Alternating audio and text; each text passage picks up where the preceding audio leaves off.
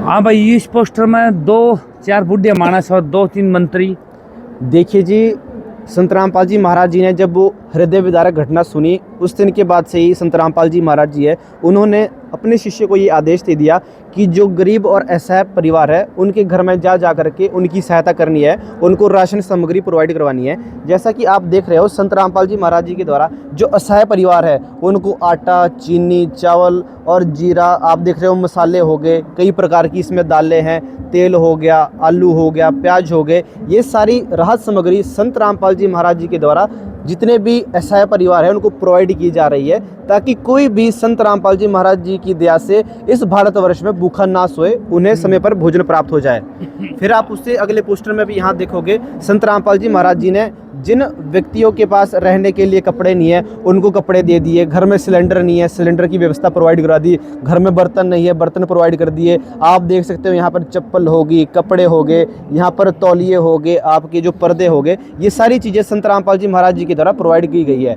फिर आप उससे अगले पोस्टर में ये देखोगे कि आज के समय में आपको पता है कि भारतवर्ष में कोई ना कोई किसी ना किसी बीमारी से ग्रसित है, बेचारों के पास दवाई के लिए भी पैसे नहीं होते, तो संत रामपाल जी महाराज जी के द्वारा उन परिवार वालों को डॉक्टर के पास चेकअप के लिए ले जाया जाता है। उन्हें चेकअप करवाने के बाद वहाँ से जो दवाइयाँ मिलती है वो संत रामपाल जी महाराज जी के द्वारा उन्हें प्रोवाइड की जाती है। फिर आप उससे अगले यहाँ पे विवरण देखते हो, जो संत रामपाल जी महाराज जी है वो बहुत ही अच्छे हिंदू के और हमारे जितने भी धर्म हो गए, मुस्लिम धर्म, सिख धर्म हो गया, उन सब के बहुत ही शुभ चिंतक है। और वो देखो यहाँ पर शिक्षा का आप देख सकते हो कि शिक्षा के लिए उन्हें पुस्तक दी जा रही है, बच्चे हैं बच्चों को लिए फ्री पुस्तक बांटी जा रही है, वर्दी बांटी जा रही है, उन्हें स्कूल के जूते दिए जा रहे हैं, ये संत रामपाल जी महाराज जी के द्वारा उन्हें दी जा रही है, ताकि पूरे भारतवर्ष में सभी को शिक्षा मिल सके।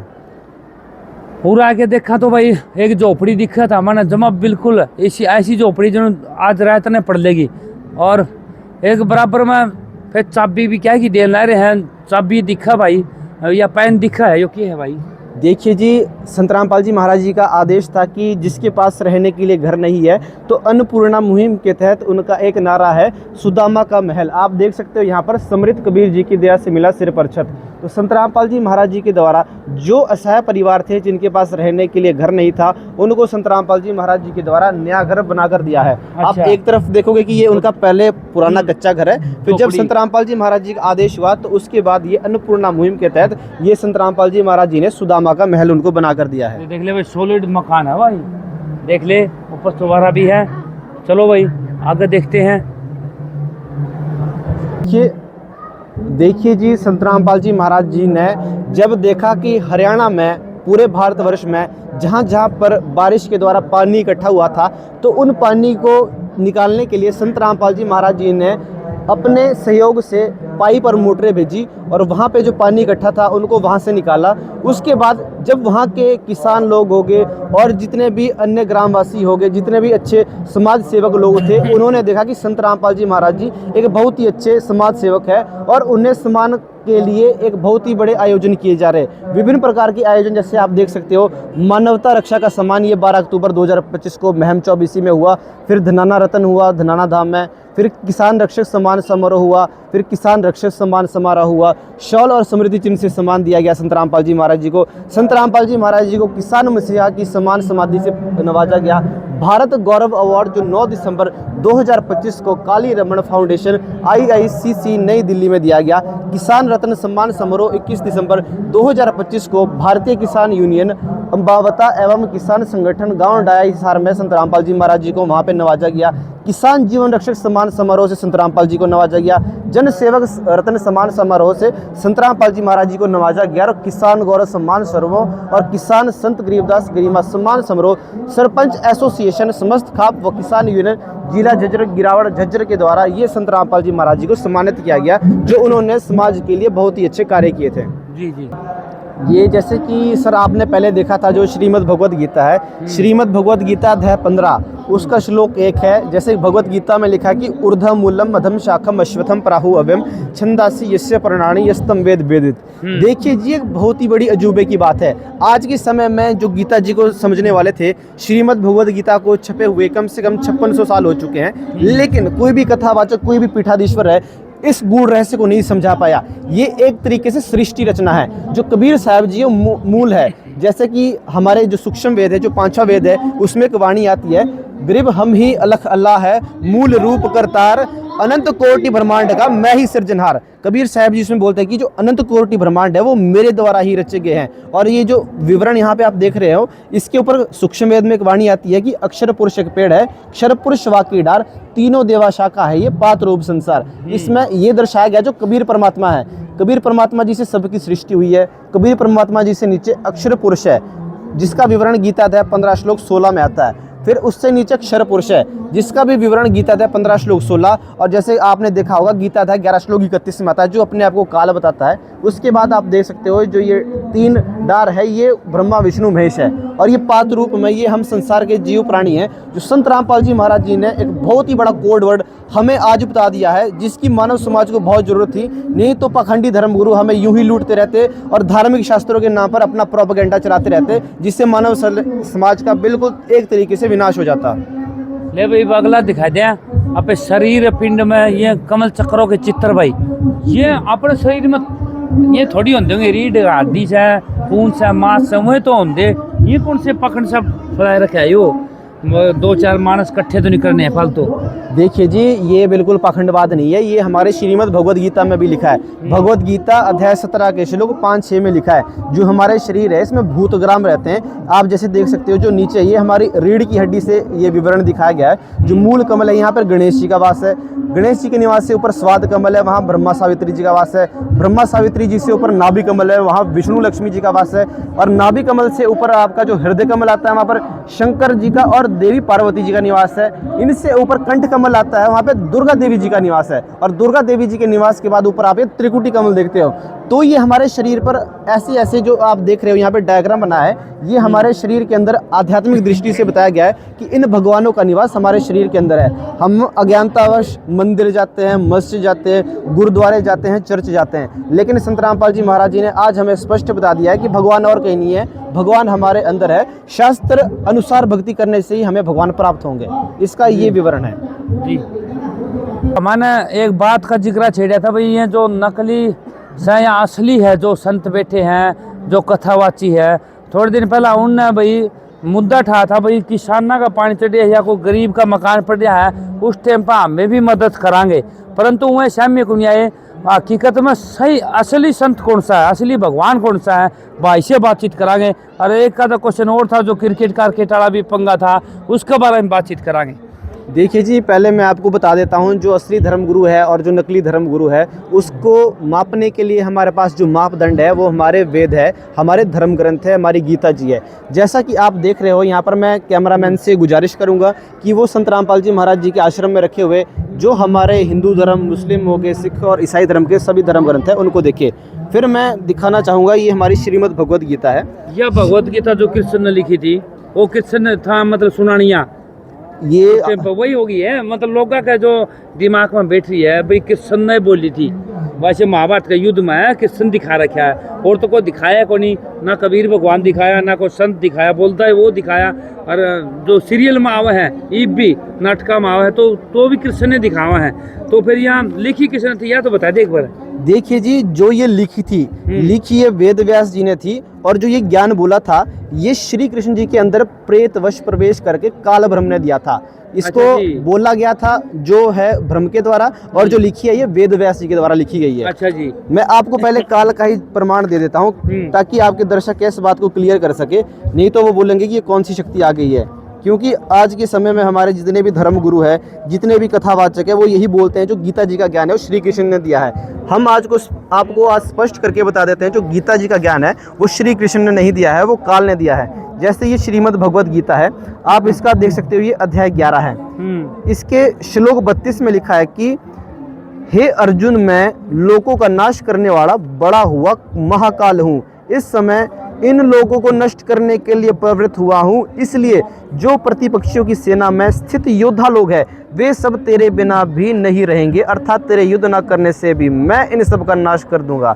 ये देखिए जी, यहाँ पर क्या लिखा है, यहाँ पे लिखा है कि जो तेरे प्रतिपक्षियों की सेना है, जो कौरव लोग थे वहाँ पे, अगर तू युद्ध नहीं करेगा तो भी मैं इन सब का नाश कर दूंगा। आपने कृष्ण भगवान जी की लीला पढ़ी होगी, जब काल्यवन मथुरा पे आया था तो वो अपनी सेना को लेकर आ गया वहाँ पे। श्री कृष्ण भगवान जी ने ये देखा, वो बहुत ही दिल के हृदय विदारक थे। श्री कृष्ण जी का भाव बहुत ही अच्छा है, उन्हें सत्वगुण भी कहा जाता है। तो उन्होंने युद्ध को रोकने के लिए, जो रणछोड़ भगवान भी कहा जाता है, उसी प्रकरण के लिए उनको रणछोड़ भगवान कहा जाता है, वो वहाँ से युद्ध छोड़कर चले गए थे ताकि युद्ध ना बढ़े। और वहाँ पे जाकर के एक राक्षस के द्वारा जो निंद्रा लेते ही उसकी आंखों से अग्निबाण गिरते हैं, उससे कालेवन की मृत्यु हो गई थी। तो यहाँ पर श्री कृष्ण जी भगवान जी बिल्कुल ऐसा नहीं बोल सकते, और श्री कृष्ण भगवान जी ने कभी भी अपने आप को काल नहीं कहा। आप देख सकते हैं यहाँ पर मूल संस्कृति में काल लिखा है, और बोल रहे हैं कि जो स्थित योद्धा लोग हैं वे सब तेरे बिना भी नहीं रहेंगे, अर्थात तेरे युद्ध न करने से भी मैं इन सब का नाश हो जाएगा। अब देखिए, कभी भी कृष्ण भगवान जी ऐसा नहीं बोल सकते कि तेरा नाश हो जाएगा। फिर मैं आपको ये भी दिखाता हूँ, जैसे 11 अध्याय श्लोक 31 में ये लिखा है, मुझे बताइए आप उग्र रूप वाले कौन हैं। यहाँ पर अर्जुन जी बोल रहे हैं कि आप उग्र रूप वाले कौन हैं, बल्कि श्री कृष्ण जी उनके सामने ही थे, लेकिन जब वहाँ पर विराट रूप ब्रह्म का दिखाया गया तो वो विचलित हो गए कि ये शक्ति कौन है, और इसको देख करके वो विचलित हो गए। उसके बाद मैं आपको एक दो प्रमाण और भी दिखाता हूँ। जैसे ये गीता जी अध्याय 11 का श्लोक 30 है, इसमें लिखा है, संपूर्ण लोगों को प्रज्वलित मुखों द्वारा ग्रास करते हुए सब ओर से बार बार चाट रहे हैं। देखिए जी, ध्यान से देखिए इस बात को, सब ओर से बार बार चाट रहे हैं। हे विष्णु, आप उग्र प्रकाश संपूर्ण जगत को तेज द्वारा परिपूर्ण करके तपा रहे हैं। देखिए जी, ये कौन सा राक्षस है जो बार बार चाट रहा है यहाँ पे संपूर्ण संसार को, क्योंकि जो कृष्ण भगवान जी थे, कृष्ण भगवान जी ने कभी ऐसा अपना उग्र रूप नहीं दिखाया। उनका रूप तो तेजोमयी था, जो सबको आनंद देता था। जैसे कौरवों की सभा में भी कृष्ण भगवान जी ने अपना रूप दिखाया था, तो वो बहुत ही आनंददायक था, उनके शरीर से तेज निकल रहा था। लेकिन यहाँ पर लिखा कि जो ग्रास कर रहे हैं, यहाँ पर लिखा, आप देख सकते हो, कैमरामैन से कहूँगा यहाँ पर देखिए, ग्रास करते हुए सब ओर से बार बार चाट रहे हैं इस संपूर्ण संसार को मुख के द्वारा। फिर मैं आपको उसके एक दो श्लोक और दिखाना चाहूँगा। ये देखिए, ये गीता अध्याय 11 का श्लोक 21 है, इसमें लिखा है, वे ही देवताओं के समूह आप में प्रवेश करते हैं, कुछ भयभीत होकर हाथ जोड़कर आपके नाम का और गुणों का उच्चारण करते हैं, तथा महर्षि सिद्धों के समुदाय कल्याण हो ऐसा कहकर उत्तम उत्तम स्तोत्रों द्वारा आपकी स्तुति करते हैं। देखिए जी, कितनी बड़ी बात है, देवताओं के समूह आप में प्रवेश करते हैं, कुछ तो भयभीत होकर। अब देखिए जी, वो जब कृष्ण भगवान जी के द्वारा जो विराट रूप वहाँ पर दिखाया गया था, तो कृष्ण भगवान जी का जो रूप था वो आनंददायक था, लेकिन यहाँ पे जो देवता थे वो भयभीत हो गए थे। इससे ये स्पष्ट होता है, ये कृष्ण जी के अंदर प्रवेश करके एक महान शक्ति है, जो अभी आपने देखा गीता अध्याय 11 श्लोक 32 में, वो काल है। तो इसमें स्पष्ट होता है कि वो एक बहुत ही बुरी आत्मा थी, जो हमारे आज के समय में भी जैसे बोलते हैं कि मन के रूप में विराजमान है, बुरे कर्म करवाता है। सूक्ष्म वेद में भी एक वाणी आती है, जैसे आपको बताया कि 18 क्षोणी सेना का नाश उस समय हुआ था। जो कुरुक्षेत्र के मैदान में 18 दिन तक युद्ध चला था, उसमें 18 क्षोणी सेना का विनाश हो गया था। तो कबीर साहब जी ने सूक्ष्म वेद में वो वाणी कही है कि पांडव डोबनी पकड़ी हिमालय और 18 क्षोणी खा गया काले, कि पांडव तो अपने पाप को धोने के लिए हिमालय चले गए थे, लेकिन जो 18 क्षोणी सेना है ना, उसका नाश काल ने कर दिया था। तो ये वही काल है जिसका जिक्र हमारे श्रीमद् भगवद गीता में लिखा है। पांडव कड़े भी गए थे, युद्ध करा थे पांडव ने जब युद्ध किया था तो वो अपने पाप का नाश करने के लिए हिमालय चले गए थे। श्री कृष्ण भगवान जी ने उनको हिदायत दी थी कि आप हिमालय में जाओ, हिमालय में जाकर अपना शरीर गला दो, क्योंकि तुमने बहुत ही पाप कर दिए हैं। युद्ध के बाद युधिष्ठिर जी को बुरे बुरे सपने आ रहे थे, कभी गले कटे हुए सिर आ रहे थे, वहाँ पे बहुत ही प्रकार से भयभीत थे, खाना पीना उन्होंने छोड़ दिया था। तो कृष्ण भगवान जी से उन्होंने अर्ज की थी कि हमें ऐसा ऐसा क्यों दिख रहा है। तो उस समय कृष्ण भगवान जी के पास 5 पांडव गए थे। तो पांडवों को कृष्ण जी जब सामने बैठे थे, तो कृष्ण भगवान जी ने ये कहा कि जो आपने युद्ध किया था कुरुक्षेत्र के मैदान में, तो उसका पाप आपके ऊपर चढ़ा हुआ है, उसको मिटाने के लिए पहले तो यज्ञ के लिए कहा गया था, जो आपको पता होगा, जो सुपर सुदर्शन के रूप में परमात्मा जी आए थे और पांडवों के यज्ञ को संपूर्ण किया था। उसके बाद जैसा कि आपको पता भी होगा, उसके बाद भी उनका पाप ताप नहीं कटा।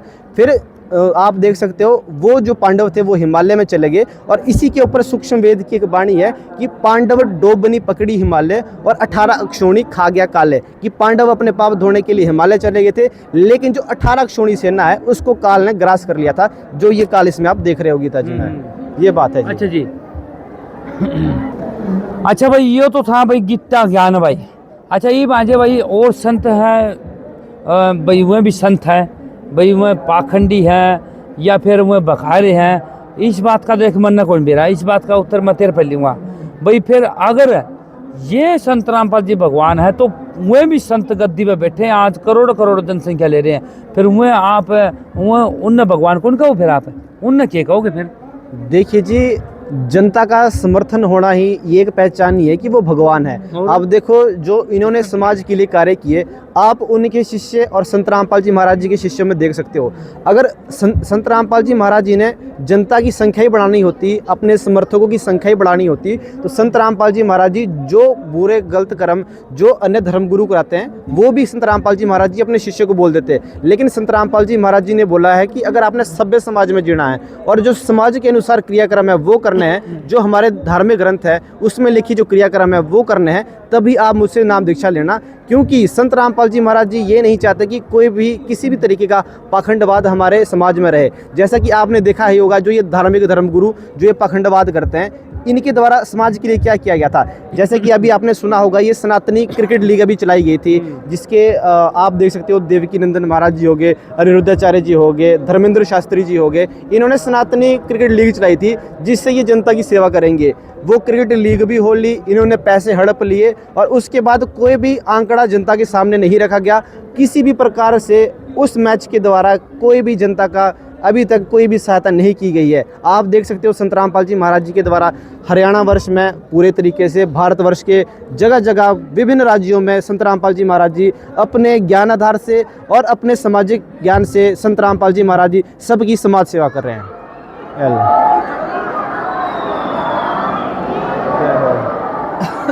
बोलो, अब तो बगीच तो कैमरा क्वालिटी खत्म हो जाएगी, पॉज कर दो।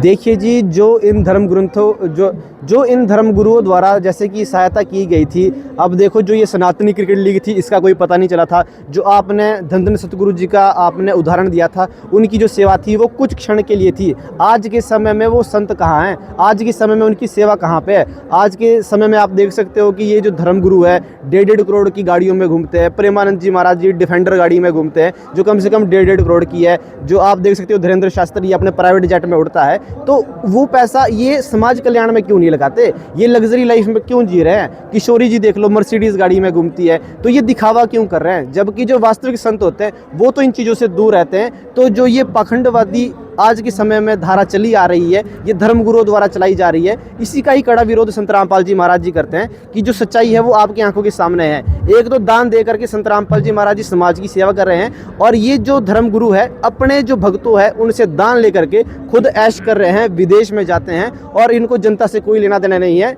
आज के समय में इतने आप देख सको आपदा आई है, किसानों के ऊपर आपदा आई है, किसी भी धर्मगुरु ने कोई सहायता नहीं की। केवल संत रामपाल जी महाराज जी सामने आए।